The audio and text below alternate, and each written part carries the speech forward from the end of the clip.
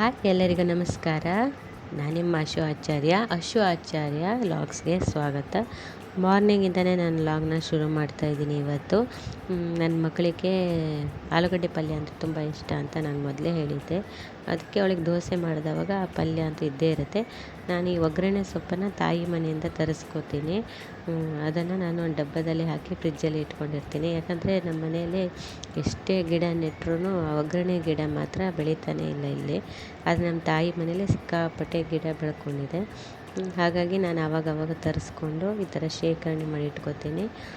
ಮನೆ ಅಂತೂ ಒಂಥರ ಚೆಲ್ಲಾಪಿಲ್ಲಿನೇ ಆಗಿರುತ್ತೆ ಬೆಳಿಗ್ಗೆ. ಯಾಕಂದರೆ ಮೊದಲೆಲ್ಲ ಹಾಗಿರ್ತಾ ಇರಲಿಲ್ಲ, ತುಂಬಾ ನೀಟ್ ಆ್ಯಂಡ್ ಕ್ಲೀನಾಗಿರ್ತಾಯಿತ್ತು.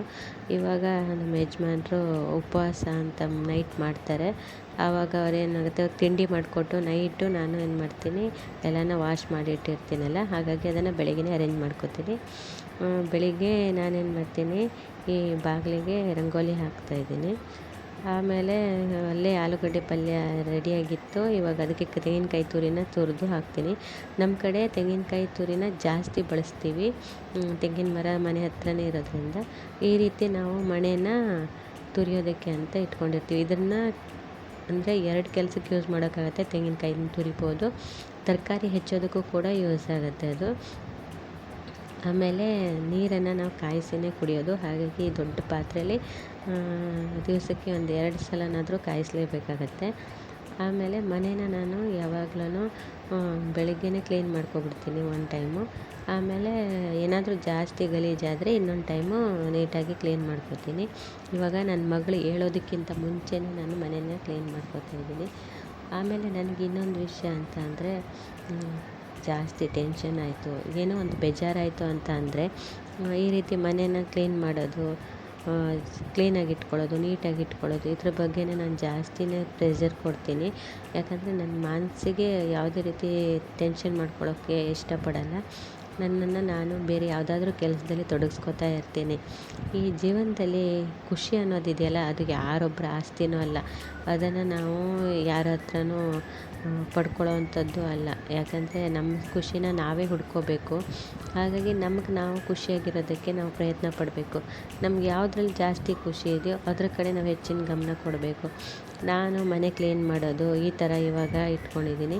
ಮೊದಲೆಲ್ಲ ಆದರೆ ನಾನು ಡ್ರಾಯಿಂಗ್ ಬಿಡಿಸ್ತಾ ಇದ್ದೆ.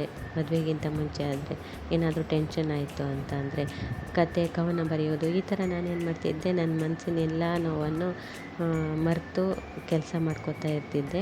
ಇವಾಗ ಹಾಗಾಗಲ್ಲ, ಅದಕ್ಕೆಲ್ಲ ಟೈಮ್ ಇರಲ್ಲ. ಹಾಗಾಗಿ ಮನೆ ಕೆಲಸನೇ ಮಾಡಿಕೊಂಡು ನೀಟಾಗಿ ಕ್ಲೀನಾಗಿ ಇಟ್ಕೊಳ್ಳೋಕ್ಕೆ ಪ್ರಯತ್ನ ಪಡ್ತೀನಿ. ಮಕ್ಕಳಿರೋದ್ರಿಂದ ನನಗೆ ಜಾಸ್ತಿ ಏನು ಕ್ಲೀನಾಗಿ ಇಟ್ಕೊಳ್ಳೋಕ್ಕೆ, ಮನೆನ ಎಲ್ಲನೂ ಅರೇಂಜ್ಡ್ ಆಗಿ ಇಟ್ಕೊಳ್ಳೋಕ್ಕೆ ಆಗೋದಿಲ್ಲ. ಯಾಕಂದರೆ ಸ್ವಲ್ಪ ಫ್ಯಾಮಿಲಿ ದೊಡ್ಡ ಇರೋದ್ರಿಂದ ಅವರು ಹೇಗೆ ಇರ್ತಾರೋ ನಾವು ಅದೇ ಥರ ಇರಬೇಕಾಗತ್ತೆ. ನಾವು ಸರಿ ಮಾಡ್ತಾ ಹೋದಂಗೆ ಅವರು ಚೆಲ್ಲಾಪಿಲ್ಲಿ ಮಾಡ್ತಾನೆ ಇರ್ತಾರೆ. ಅದನ್ನೆಲ್ಲ ನಾವು ಅವ್ರಿಗೆ ರಿಸ್ಟ್ರಿಕ್ಟ್ ಮಾಡೋಕ್ಕಾಗೋದಿಲ್ಲ.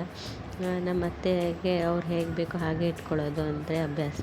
ಹಾಗಾಗಿ ನಾನು ಅವ್ರು ಯಾವುದೇ ರೀತಿ ಅಂತ ಅವರ ಕೆಲಸಗಳಿಗೆ ನಾನು ಅಡ್ಡಿ ಮಾಡೋಕ್ಕೆ ಹೋಗೋದಿಲ್ಲ.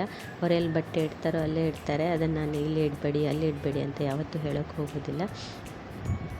ಆಮೇಲೆ ಮನೇನ ನಾನು ನನ್ನಷ್ಟಕ್ಕೆ ನಾನು ಎಷ್ಟಾಗುತ್ತೋ ಅಷ್ಟು ಕ್ಲೀನ್ ಮಾಡೋದಕ್ಕೆ ಪ್ರಯತ್ನ ಪಡ್ತೀನಿ. ಆದರೆ ಆಮೇಲೆ ಅವರು ಹೇಗೆ ಇಡ್ತಾರೆ ಅನ್ನೋದು ಅವ್ರಿಗೆ ಬಿಟ್ಟಿದ್ದು. ಅದನ್ನು ನಾವು ಬದಲಾಯಿಸೋಕ್ಕಾಗೋದಿಲ್ಲ. ನಮ್ಮ ತಾಯಿ ಥರನೇ ಅಲ್ವಾ ಅತ್ತೆ ಅಂದರೆ. ನಮ್ಮ ತಾಯಿಗೆ ಹೇಗೆ ನಾವು ಪ್ರೀತಿ ತೋರಿಸ್ತೀವೋ ಅದೇ ಥರ ನಮ್ಮ ಅತ್ತೆಗೂ ತೋರಿಸ್ಲೇಬೇಕಾಗತ್ತೆ ಅಂತಲ್ಲ, ತೋರಿಸ್ಲೇಬೇಕು. ನನ್ನ ಮನೇಲಾದರೂ ಅಷ್ಟೇ ಆಗಿತ್ತು.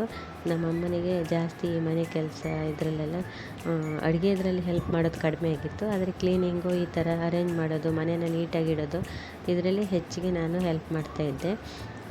ಆಮೇಲೆ ಇವಾಗ ಏನಾಗುತ್ತೆ ಅಂದರೆ, ನಮ್ಮನ್ನು ನಾವು ಯಾವುದೋ ಒಂದು ಕೆಲಸದಲ್ಲಿ ತೊಡಗಿಸ್ಕೊಂಡ್ರೆ ನಮ್ಮ ಎಲ್ಲ ಟೆನ್ಷನ್ಗಳು 3/4% ಏನಾಗುತ್ತೆ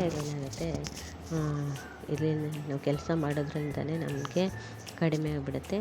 ಇವತ್ತು ನಾನೇನು ಮಾಡಿದ್ದೆ, ನನ್ನ ಮಗನ ಬರ್ಡೇ ದಿವಸ ಬಟಾಣಿ ಬಾಜಿ ಮಾಡಿದ್ದೆ. ಬಟಾಣಿನ ಬೇಯಿಸ್ಕೊಂಡು ತರಕಾರಿ ಎಲ್ಲನೂ ಬೇಯಿಸ್ಕೊಂಡು ಅದಕ್ಕೆ ನಾನು ಮಸಾಲೆನ ರುಬ್ಬಿ ಹಾಕಿ ಮಾಡಿದ್ದೆ. ಅದರ ರೆಸಿಪಿ ಬೇಕು ಅಂತಂದರೆ ಸಪ್ರೇಟಾಗಿ ನಾನು ವಿಡಿಯೋ ಮಾಡಿ ಹಾಕ್ತೇನೆ. ಅದು ಬೇಕಿತ್ತು ಅಂದರೆ ಕಮೆಂಟ್ ಮಾಡಿ. ಹಾಗೆಯೇ ನನ್ನ ಚಾನಲ್ನ ಸಬ್ಸ್ಕ್ರೈಬ್ ಮಾಡೋದನ್ನಂತೂ ಮರಿಬೇಡಿ. ನನ್ನ ಚಾನಲಲ್ಲಿ ಸ್ವಲ್ಪನಾದರೂ ಕಂಟೆಂಟ್ ಇಷ್ಟ ಆಯಿತು ಅಂದರೆ ಸಬ್ಸ್ಕ್ರೈಬ್ ಮಾಡಿ.